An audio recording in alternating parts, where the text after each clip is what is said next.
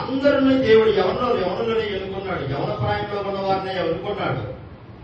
అందరినీ దేవుడు పిలుచుకున్న వారందరూ యవన ప్రాయంలో పిలుచుకున్నటువంటి వారు. ఎవరైనా తీసుకోండి, పాత నిబంధన ప్రవక్తలను తీసుకోండి, రాజులను తీసుకోండి, నవ నిబంధనలు 12 మంది అపోస్తులను తీసుకోండి, ఇంకెవరైనా తీసుకోండి, దేవుడి సేవకులు ఎవరు తీసుకున్నా కూడా వారందరినీ కూడా యవన ప్రాయంలో ఉన్నప్పుడే దేవుడు పిలుచుకున్నాడు. ఎందుకంటే యవనస్తులు దేవునికి కావాలి. యవన ప్రాయం నుంచి ఆయన వారు కావాలి. రక్షించబడినటువంటి బిడ్డలు కావాలి. రక్షణ పొందినటువంటి రక్షణ త్వరగానే పొందాలి. రక్షణ పొందాలంటే ఏం చేయాలి? యవనస్తులు రక్షణ ప్రభువా నన్ను రక్షించండి అని అడగాలి.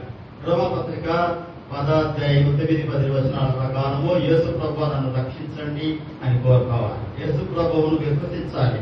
యేసు ప్రభు యొక్క రక్తంను ఆశ్రయించాలి. యేసు ప్రభు దగ్గర పాపాలు ఒప్పుకోవాలి. అప్పుడు వారు రక్షింపబడతారు.